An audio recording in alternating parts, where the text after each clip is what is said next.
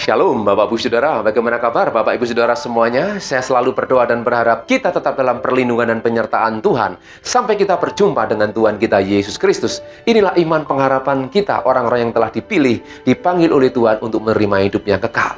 Dan kita patut bersyukur, di dalam Kristus ada jaminan, di dalam Yesus ada kepastian.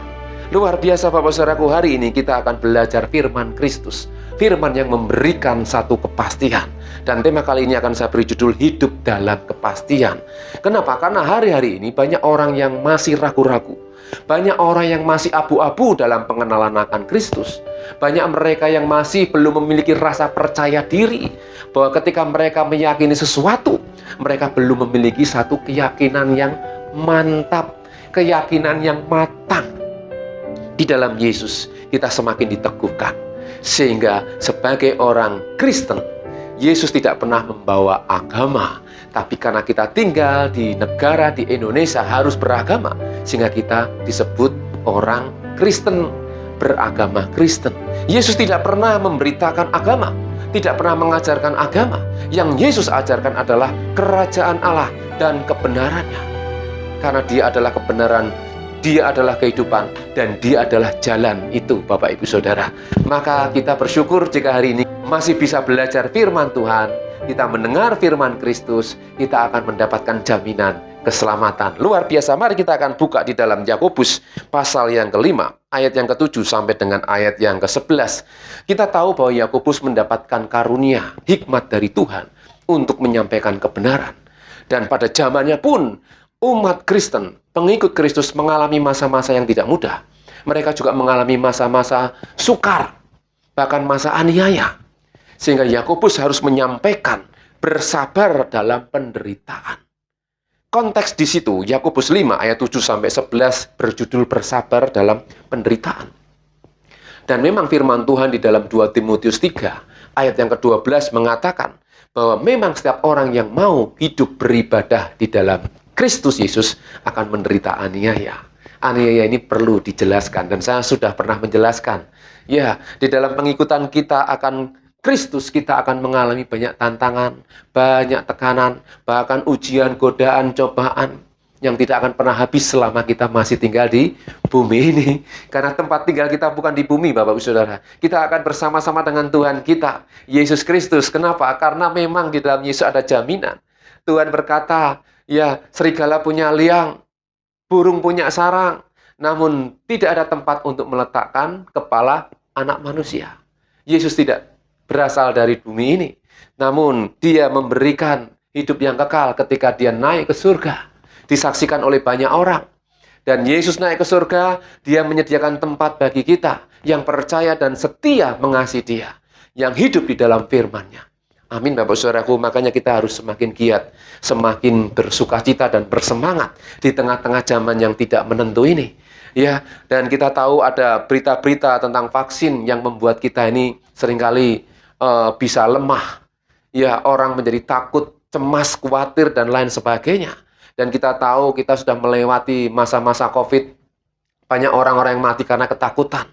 Tetapi bagi kita, kematian bukan hal yang menakutkan. Kematian adalah awal di mana kita akan mengalami kehidupan bersama dengan Tuhan di dalam kekekalan, di dalam kedamaian, di dalam ketenangan, sukacita oleh Roh Kudus. Amin, Bapak Saudaraku. Kita harus semangat dalam hal ini. Dan kita sungguh bersyukur masih bisa diingatkan, dinasehati, ya, ditegur oleh firman Tuhan. Kenapa? Karena dalam proses penantian ini, ya tidak semua orang bisa melewatinya. Ya, mari kita akan melihat bagaimana kita bisa hidup dalam kepastian. Mari kita akan baca firman Tuhan ini.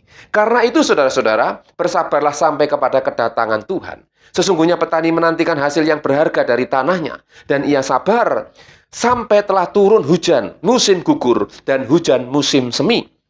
Kamu juga harus bersabar dan harus meneguhkan hatimu, karena kedatangan Tuhan sudah dekat.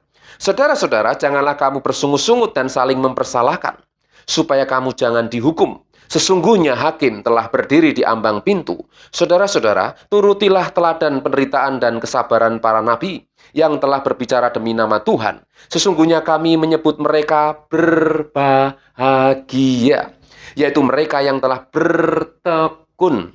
Kamu telah mendengar tentang ketekunan Ayub dan kamu telah tahu apa yang ada yang pada akhirnya disediakan Tuhan baginya. Karena Tuhan Maha Penyayang dan penuh belas kasihan. Sekali lagi, karena Tuhan Maha Penyayang dan penuh belas kasihan. Bapak saudaraku, Tuhan ingin semua orang itu beroleh keselamatan. Semua orang beroleh hidup yang kekal. Namun seringkali manusia gagal karena pilihan dan keputusannya sendiri. Minggu lalu saya sudah sampaikan, ya Tuhan sangat marah. Tuhan bisa melawan orang-orang yang menghancurkan ciptaannya.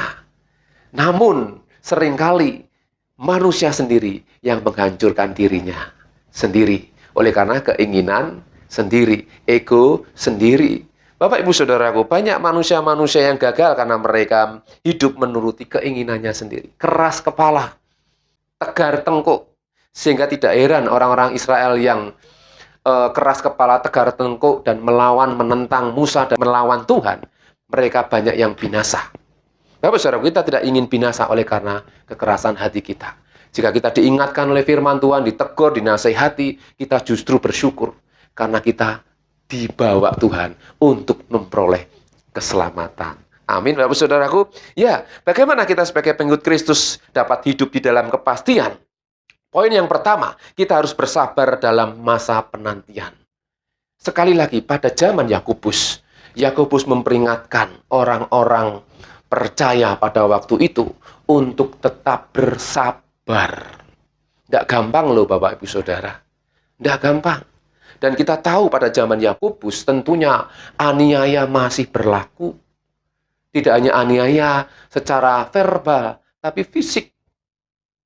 Jika Paulus dulu kita tahu ya, dia namanya Saulus, dia mencari pengikut Kristus, dimasukkan dalam penjara, tidak segan dia menganiaya bahkan membunuh.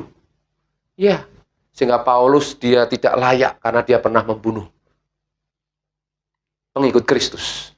Dan kita tahu Bapak Saudaraku, untuk bersabar ini tidak mudah. Dikatakan Yakobus, petani menantikan hasil yang berharga. Ini satu ungkapan, satu gambaran. Ya, Yakobus memberikan gambaran tentang petani menantikan hasil yang berharga, yaitu panen raya, panen yang berlimpah-limpah. Ya, kalau bisa lebih daripada cukup, sehingga bisa berbagi. Demikian juga kita sebagai pengikut Kristus, kita menantikan hasil yang berharga, yaitu apa? Kedatangan Tuhan yang kedua, itu akan menjadikan kita ini satu kemenangan. Memperoleh sesuatu hal yang tidak pernah kita pikirkan dan kita doakan, yaitu hidup bersama dengan Tuhan, yang menjadi pengharapan kita, Bapak Ibu Saudara. Luar biasa. Kita harus bersemangat. Jika kita melihat Ayub saja, dia dipulihkan oleh Tuhan. Ketika dia harus mengalami masa-masa yang sukar, masa-masa yang berat, dia tetap bertekun. Memang kuncinya untuk kita memiliki kepastian, kita harus bertekun juga Bapak Ibu Saudara. Tidak hanya sekedar bersabar, karena di dalam bersabar itu ada ketekunan. Amin Bapak Ibu Saudaraku. Sehingga kata sabar ini ditulis 3 kali di dalam ayat 7 dan ayat yang ke-8. Karena itu saudara, bersabarlah sampai kedatangan Tuhan. Ya, sampai telah turun hujan musim gugur dan hujan musim semi. Petani menanti-nantikan hasil yang berharga dari tanahnya, dan ia sabar. Ayat 8, kamu juga harus sabar. Sekali lagi kata sabar. Ini juga ujian kita. Setiap hari Bapak Ibu Saudara. Kita harus sabar dengan istri, kita harus sabar dengan suami, kita harus sabar dengan anak-anak, bahkan kita harus sabar dengan orang lain.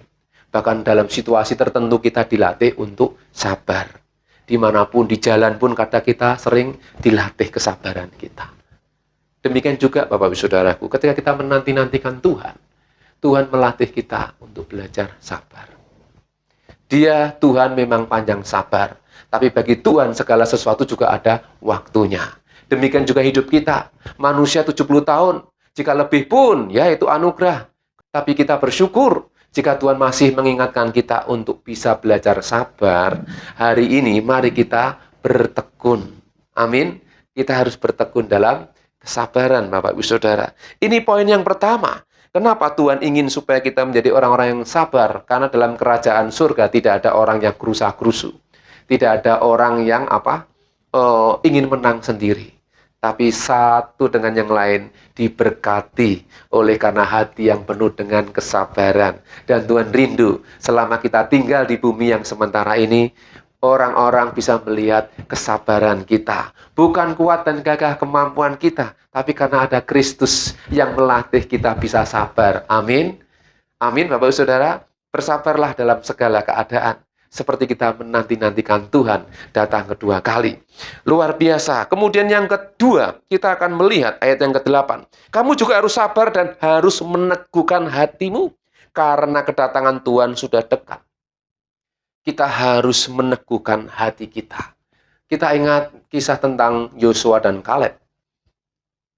Ketika mereka diutus oleh Musa untuk mengintai, 12 pengintai. 10 mengatakan, wah kita akan binasa, kita akan mati, di sana kita berjumpa dengan raksasa, kita itu seperti belalang, kita pasti dilahap habis. Namun Yosua dan Kaleb memiliki mata iman yang berbeda. Kita pasti bisa, karena kita punya Tuhan yang besar. Kita punya Allah yang luar biasa, dan kita akan memasukinya, tanah Kanaan itu. Bapak Saudara, ini yang membedakan kita sebagai orang percaya, memiliki kacamata iman yang berbeda dengan orang-orang yang tidak percaya. Ya, kita memang belum melihat. Tuhan berkata, berbagailah mereka yang tidak melihat namun percaya. Kita memang belum melihat kedatangan Tuhan kapan, kita juga tidak tahu. Tapi kita percaya bahwa kelak Tuhan pasti akan datang. Ini yang menjadi pengharapan kita. Dan kita harus memastikan hati kita kelak akan bersama-sama dengan Tuhan. Ini Bapak Ibu Saudara, yang menjadikan dasar kita menjadi orang yang kuat. Ketika kita dalam diri kita ini sudah ada kepastian, meneguhkan hati kita. Yakobus mengingatkan kepada jemaat Tuhan pada waktu itu, supaya mereka meneguhkan hati.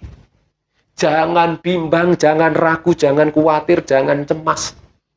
Jangan takut juga dengan kematian. Sekali lagi, kematian adalah awal di mana kita akan memperoleh berkat Tuhan. Hidup yang kekal bersama dengan Tuhan. Amin, Bapak Ibu Saudara. Ya, sehingga kunci kemenangan kita ketika kita bisa meneguhkan hati. Tidak ada keraguan. Tidak ada tawar hati. Tidak ada rasa bimbang dan ragu. Melainkan kita semakin kuat. Justru dalam menghadapi penderitaan ringan ini, Roma 8 ayat 18, penderitaan yang kita alami tidak sebanding dengan kemuliaan yang akan Tuhan nyatakan kepada kita kelak. Ya, firman Tuhan juga mengingatkan bahwa pergumulan kita melawan dosa belum sampai mencucurkan darah. Sudahkah Anda mencucurkan darah? Ya, dalam pergumulan saudara melawan dosa? Bapak Ibu Saudaraku, mari kita akan berjuang. Kita semua belum sempurna. Kita belum sempurna. Tapi kita dalam perjalanan iman kita semakin disempurnakan. Justru dengan banyaknya tantangan, banyaknya tekanan, banyaknya persoalan, di situ iman kita semakin dimurnikan. Amin. Nikmatilah. Nikmatilah hidup ini dengan berbagai macam persoalannya. Jangan tinggalkan Tuhan. Jangan lepaskan kebenaran. Jangan lupakan firman Tuhan. Tetap teguh. Berdiri bersama dengan Tuhan. Karena Dia tidak pernah meninggalkan kita. Dia selalu beserta dengan kita. Cuman seringkali kita yang lupa. Ya, melupakan Tuhan. Bapak Ibu Saudaraku, keteguhan hati sangat penting untuk menghadapi kenyataan yang tidak mudah. Kita harus memiliki kepastian. Dengan meneguhkan hati kita, percaya kepada Tuhan, kita akan dikuatkan. Amin, Bapak Saudaraku. Sehingga dikatakan ayat yang ke-9. Saudara-saudara, janganlah kamu bersungut-sungut dan saling mempersalahkan, supaya kamu jangan dihukum. Sesungguhnya hakim telah berdiri di ambang pintu. Ayat 9 ini memberikan kita peringatan, supaya kita jangan bersungut-sungut dan saling mempersalahkan. Ketika orang menunggu lama, ya, tidak datang-datang, banyak waktu luang kan begitu, Bapak Saudara. Seringkali ini terjadi banyak masalah. Justru masa menunggu ini orang kadang tidak sabar. Ya, orang bersungut-sungut. Ketika orang-orang Israel diajak masuk ke dalam eh, padang gurun, mereka tidak sabar. Dulu di Mesir nyaman, enak, makan enak. Tapi di padang gurun diperhadapkan dengan kenyataan yang tidak nyaman. Dan mereka berontak, bersungut-sungut, melawan Musa dan melawan Tuhan. Akhirnya banyak mereka yang binasa. Bapak saudaraku, Tuhan ingin supaya kita tidak binasa dalam perjalanan iman kita. Ya, dengan berbagai macam persoalan yang Bapak Ibu Saudara hadapi sampai hari ini, tetap pandang kepada Yesus. Dia yang akan memberikan kekuatan kepada kita. Amin Bapak Saudaraku. Sekali lagi, jangan bersungut-sungut dan saling mempersalahkan. Orang seringkali gampang nyalahke.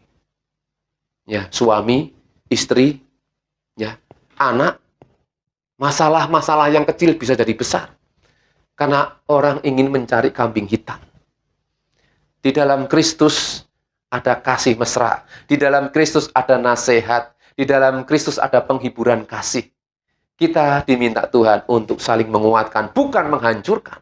Kita memiliki teman-teman, sahabat-sahabat yang dekat. Kita harus saling membangun, saling menguatkan dan mengingatkan. Dan jangan lupa mendoakan. Supaya persekutuan dalam Kristus semakin indah. Banyak orang-orang memiliki teman sahabat tidak bertahan lama karena mereka hanya saling menyalahkan. Bersungut-sungut melihat kekurangan kesalahan orang lain. Tidak mendoakan dan menasihati supaya lebih baik, tetapi mereka saling menyalahkan. Bapak Ibu Saudaraku, persekutuan dengan Kristus memiliki jaminan yang pasti, hidup yang kekal. Ini perkara yang besar. Jadi jangan sampai dalam perjalanan iman kita bisa hancur karena kita mengandalkan ego kita. Ya, mengutamakan ego kita. Sehingga persahabatan, pertemanan, kekeluargaan bisa hancur. Tuhan ingin supaya persekutuan kita dalam Kristus mengalami satu peningkatan. Ya, besi menajamkan besi, manusia menajamkan sesamanya. Di situ kita diajar untuk saling kuat, bukan saling melemahkan. Kita diajar untuk semakin mengenal pribadi Kristus. Sehingga di dalam 2 Petrus 1 ayat 5 sampai dengan ayat yang ke-11, Bapak Ibu Saudara, jika kita baca di sana, hendaklah kamu tambahkan imanmu ya dengan kebajikan. Kebajikan kepada pengetahuan, pengetahuan kepada penguasaan diri kepada ketekunan, ketekunan kepada kesalehan, kesalehan akan kasih kepada saudara-saudara, dan kemudian puncaknya kasih kepada semua orang. Dan jika semuanya itu ada padamu, kamu akan dibuat giat dan berhasil dalam pengenalanmu akan Kristus. Jadi mengenal Kristus tidak hanya sekedar kita belajar, tetapi kita menghidupi. Ketika kita percaya kepada Kristus, kita juga harus menghidupi Kristus. Sehingga Kristus itu menjadi teladan hidup kita. Kristus itu yang terpancar. Bukan kita, bukan ego kita, keakuan kita, bukan. Tapi Kristus yang ada di dalam kita itu yang terpancar. Ini bedanya pengajaran Kristus dengan pengajaran yang lain. Orang hanya bisa menerima pengajaran harus lakukan, pengajaran lakukan. Tapi Yesus tidak. Dia tinggal dalam kita. Dan dia yang memampukan kita. Karena kelak kita akan bersama dengan dia. Amin Bapak Saudaraku. Sehingga keteguhan hati ini sangat penting. Jangan mudah terpengaruh. Ya, banyak apologet mereka berdebat, silahkan. Tetapi sebagai pengikut Kristus, kita harus memiliki komitmen. Memiliki keteguhan hati bahwa kelak kita akan bersama dengan Kristus. Memang kita belum melihat, memang kita belum merasakan. Namun dengan iman kita percaya. Di dalam Yesus ada kepastian. Amin. Dia pasti akan datang dan dia akan menjemput orang-orang yang setia dan terus berharap kepadanya. Luar biasa Bapak Saudaraku. Poin yang ketiga, kita akan melihat ayat yang selanjutnya. Ayat yang ke-10. Saudara-saudara, turutilah teladan penderitaan dan kesabaran para nabi yang telah berbicara demi nama Tuhan. Sesungguhnya kami menyebut mereka berbahagia. Yakobus menyatakan kalimat, sesungguhnya kami menyebut mereka berbahagia. Mereka siapa? Mereka yang setia, bertekun, yaitu menuruti teladan para nabi. Amin. Teladan para nabi yang berjuang memberikan hidupnya tetap dalam kebenaran, melawan ketidakbenaran, menolak segala hal yang tidak benar. Ini teladan para nabi di dalam Alkitab Perjanjian Lama sampai Perjanjian Baru. Banyak kisah-kisah tokoh-tokoh mereka berjuang hidup dalam kebenaran. Mereka betul-betul menentang, melawan. Banyak tokoh-tokoh, ya, dimulai dari Abraham, Ishak dan Yakub, kemudian Yosua, sampai zaman Yohanes. Ya, semua tokoh-tokoh dalam Alkitab mereka hidup berjuang. Demikian juga hidup kita, Bapak Saudaraku. Kita terus berjuang sampai akhir. Sampai kita akan berjumpa dengan Tuhan kita Yesus Kristus. Makanya kita nikmati hari-hari ini. Sehingga Yakobus mengingat sesungguhnya kami menyebut mereka berbahagia. Makanya kata berbahagia ini menjadi kunci. Kenapa? Kunci kita untuk bisa memperoleh hidup yang kekal. Di dalam Yesus ada kepastian. Kenapa? Karena ada kebahagiaan. Kebahagiaan yang kekal. Jadi apapun Bapak Saudaraku yang kita alami sampai hari ini, tetaplah berbahagia. Karena Kristus pun juga mengalami bersama dengan kita. Ya, jika ada orang yang melawan kita, jika ada orang yang menghina kita, mereka tidak melawan dan menghina kita saja, namun Yesus juga terhina, Bapak Ibu Saudara. Ya, jadi jangan khawatir, pembelaan adalah hak Tuhan. Kita hanya bisa berdoa, kita hanya bisa mengucap syukur dalam segala keadaan. Amin, Bapak Saudaraku. Biarlah poin yang terakhir ini menjadikan kita orang-orang yang kuat. Karena kita mengikuti teladan para nabi yang berbicara atas nama Tuhan. Dan kita bersyukur memiliki teladan Yesus Kristus, teladan Tuhan sendiri. Dia naik ke surga menyediakan tempat bagi kita. Bagi mereka yang percaya kepadanya, mereka mendapatkan tempat tinggal yang abadi. Inilah iman pengharapan kita, Bapak Ibu Saudaraku. Karena Tuhan Maha Penyayang. Dan dikatakan, Tuhan itu Maha Penyayang dan penuh belas kasihan. Amin. Biarlah firman Tuhan hari ini mengingatkan kita untuk kita tetap setia sampai akhir. Ya, masa-masa penantian memang harus kita hadapi, kita jalani. Dan itu nanti akan kita lewati bersama dengan Tuhan. Amin. Bersamamu Bapa, ku lewati semua. Apapun yang kita hadapi, Tuhan tidak pernah meninggalkan kita. Amin, Bapak Saudaraku. Mari kita akan berdoa. Di dalam nama Tuhan Yesus, kita yakin kita bisa melewati hidup ini sampai berjumpa dengan Tuhan. Amin. Mari kita akan berdoa. Bapa di surga, terima kasih hari ini kami bersyukur. Firman-Mu mengingatkan, menguatkan kami untuk kami tetap setia mengiring Engkau. Engkau Tuhan mengajar kami untuk belajar sabar, untuk memiliki keteguhan hati. Bahkan kami terus belajar teladan-teladan para nabi, guru-guru yang telah mengajar kami. Semuanya yang membawa kami kepada jalan dan kebenaran. Kami mau belajar. Terima kasih Tuhan Yesus. Bimbing kami selalu Tuhan dengan Roh Kudus-Mu sehingga kami tahu bagaimana kami harus hidup. Ampuni segala hal yang masih kurang berkenan dalam hidup kami. Kuduskan kami dengan firman-Mu. Terima kasih Bapa, kami serahkan hidup kami sepanjang hari ini dalam penyertaan Tuhan. Berkati kami semua yang sudah mendengarkan firman-Mu Tuhan. Kami serahkan hidup kami sepanjang hari ini dalam penyertaan dan perlindungan Tuhan. Di dalam nama Tuhan Yesus Kristus, kita yang percaya dan mengasihi Tuhan katakan bersama. Amin. Tuhan Yesus memberkati.